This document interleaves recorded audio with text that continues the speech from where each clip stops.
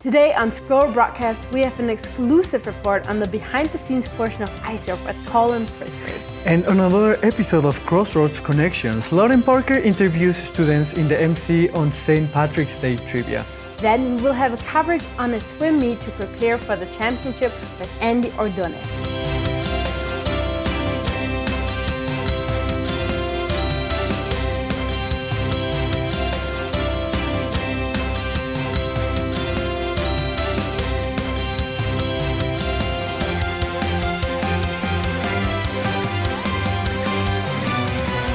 Hello, welcome to Scroll Broadcast, a BYU-Idaho news show with your favorite international anchors. We're so excited to be your hosts. I'm Victoria Skalak. And I am Jorge Cervantes. Stay tuned for this week's news and exciting updates.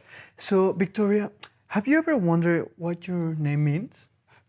I think it's pretty obvious. It means victory. Exactly, and speaking of victory, our swim team is about to have another successful meet.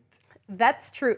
But before we get to that item on our agenda, a word from a special upcoming event. BYU-I formally announces their choral performances, Men Are, that they might have joy, tonight and tomorrow. Tickets are on sale for the event right now for only $5 per student. It's so cool that we have such talented students here at the school. Every event showcases something spectacular. Like the swim meet. Like the swim meets. Well, an event of an entirely different flavor. Sports can bring people together just as much as arts do. Right?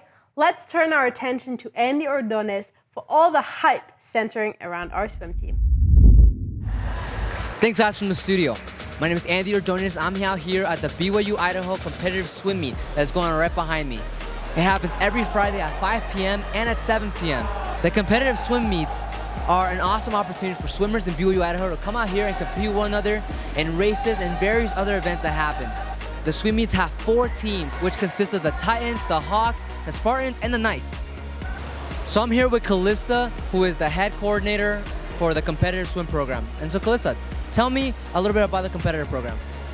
So the program's amazing. It's a great experience to join because you've got a lot of friends that come out to see you. You meet a lot of friends that are really like your best friends that you'll have in the whole world.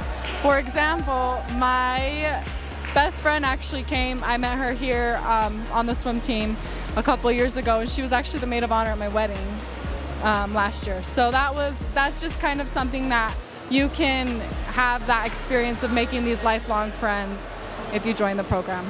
Awesome. And now, why should people come out here and join and participate in the competitive swim program?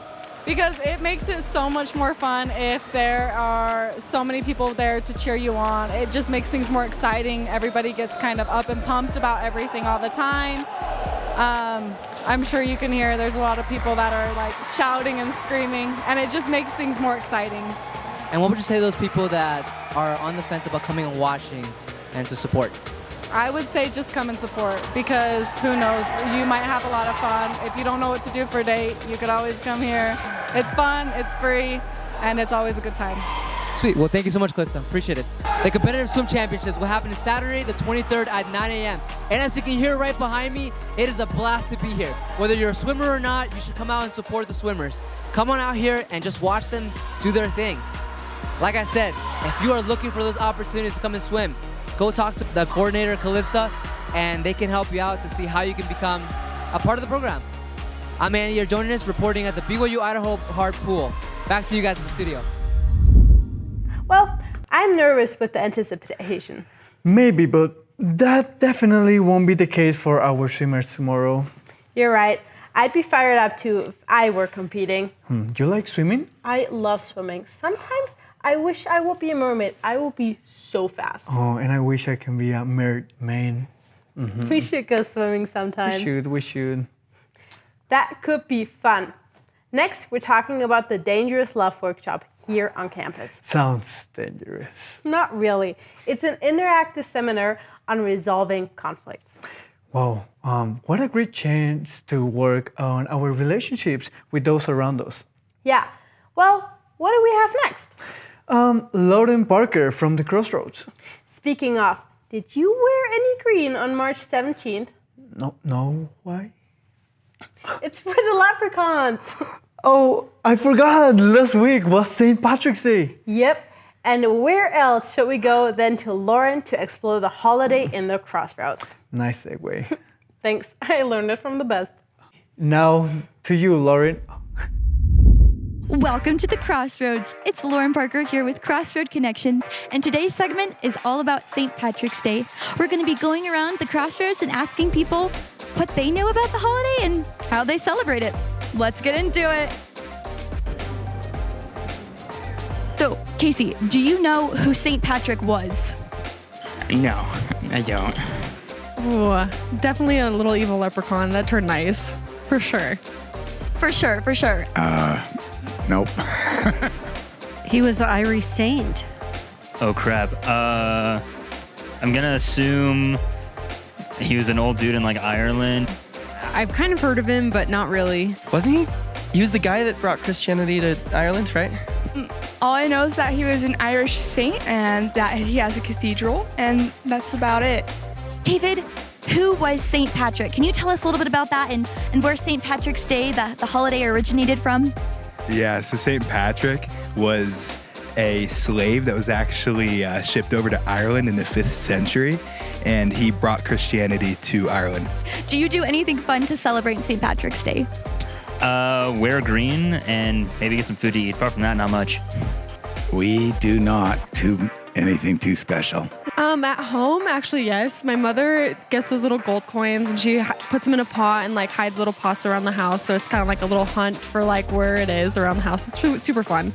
Yeah. This year we actually, and every year my grandma puts on a dinner and invites all the cousins, and she makes traditional Irish food and gets fruit beer because we don't drink alcohol. When I was growing up, I'd wear green, because why not? Just fit in with the trend. My mom would make like the best corned beef and cabbage. Gotta wear my green, obviously. Yep.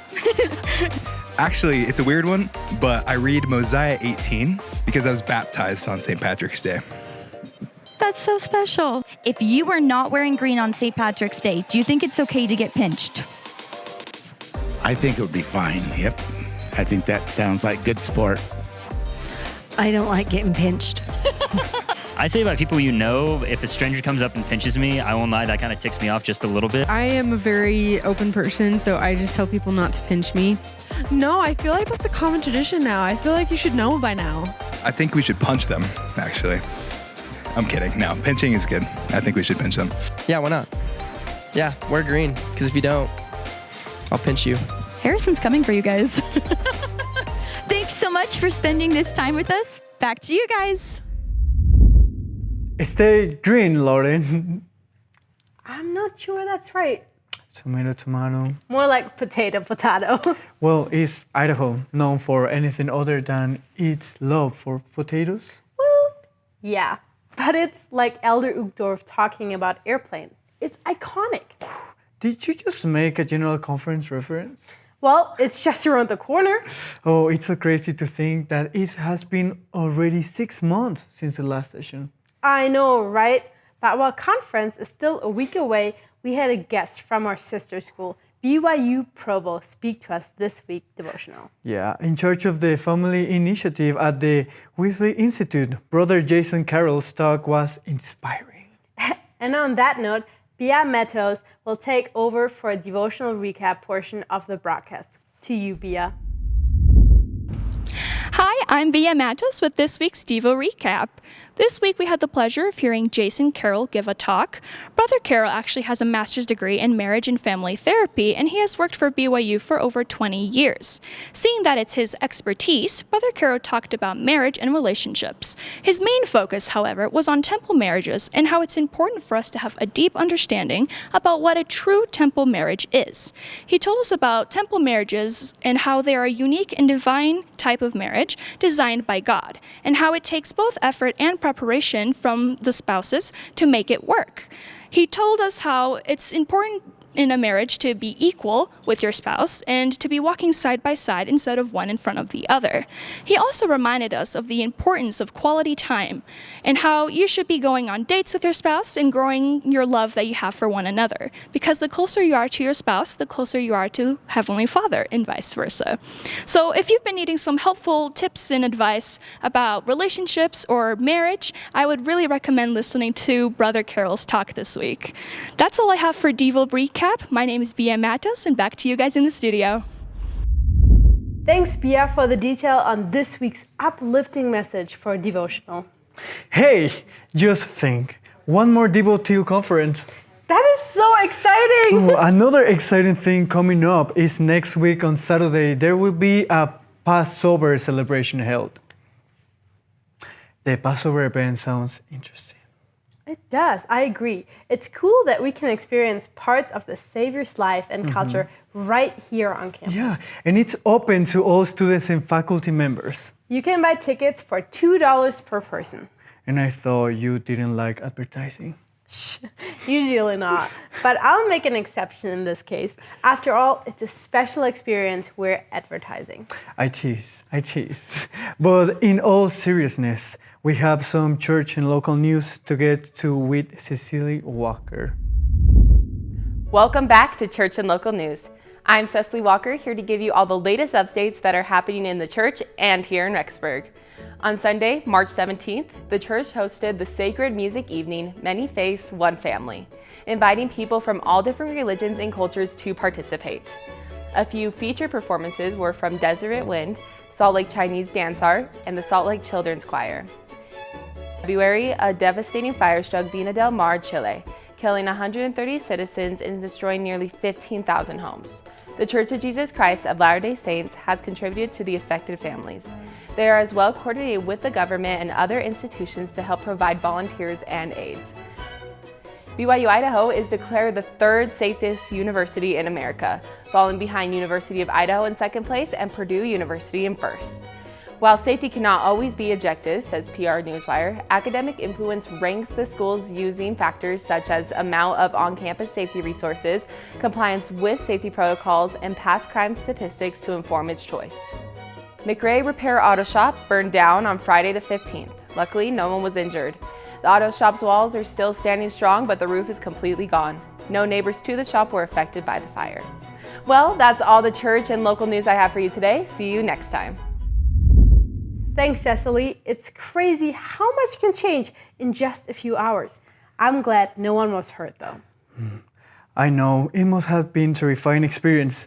All of us at Scroll Broadcast would like to give the owners and employees of the McRae Repair Shop our heartfelt condolences. And a sincere thank you for the service you provided for the community. We have some cool people in this community. Yeah, we do. And I love that service is such a big part of it. Isn't it amazing that we had a whole week dedicated to it? It is. And we're about to get an account on the behind-the-scenes action by Colin Prisbury. Thanks for that in the studio, guys. Today I got to talk to Rachel Weiss and one of her volunteers, Madeline Altman, about their experiences with iServe and making iServe Week happen. Got to learn about some of the bumps and bruises along the road and how they fix those things. So we'll sign over to that. iServe Week here at BYU-Idaho was a smashing success. But with an event this big, there is a lot that goes into making this happen. This is Rachel Weiss, the director of iServe. She started doing iServe in her first semester after finishing her mission. Rachel and her counselors have been instrumental in the creation and execution of iServe Week. So iServe Week was actually the idea of one of my council members, Jada Clark. We were talking about, President Meredith had asked us to come up with some wildly important goals. And she said, why don't we do a whole week of service? And my council, we just all looked at each other and were like, that's a great idea. Rachel knew this would be no easy feat and a rather large undertaking to begin with. We had about a month and a half to plan the entire thing. And so that was really, really hard because it's a very large scale event with a lot of moving parts. And we just had a very crunch time. Rachel and her council immediately set out to get it all done. After a lot of meetings, coordination with other councils within campus life, and some help from God, they got it all done. We just had so much support and help from other people. That was really, really great. I think one of the big things that we were talking about was how to get people involved. It's kind of hard to get people involved, and especially to get the word out there. So we were able to use a lot of the resources on campus to help us, and also just like word of mouth. Even despite the best laid plans, there were still some hiccups in the way that tried to cause problems for this hard-working crew. Biggest hiccup we had in our plans was definitely the weather. We had hoped that we would be outside for the majority of the events that were going to take place from 11 to 2. And the first day we were outside handing out donuts, and the donuts ended up freezing. It was so cold. Even through it all, Rachel and her team made it work, and the light of iServe shone through. Love iServe. I'm very passionate about it. I love that it provides the students at BYU-Idaho with the opportunities to serve other people, to have experiences with Jesus Christ, and to love each other and to be a part of something bigger than themselves. Well, I am very excited for everything coming up in the future for Madeline and Rachel, and I am so glad that the iServe week went off so well. I'm Colin Frisby, reporting for BYU-Idaho Scroll, and back to you in the studio. It's been a while since we had Colin do a segment that isn't about the IBC program. Yeah, but it's a good weird. A little change, it's fun here and there. If you want to read more stories about Rexburg, the school, or other news, please visit Scroll's website at byuiscroll.org. And remember to tune in next time. And watch a new episode every week on Fridays, where it will be posted to social media. Don't forget to share it with your friends and family. That's our show for today. Don't forget to subscribe. Thanks for watching.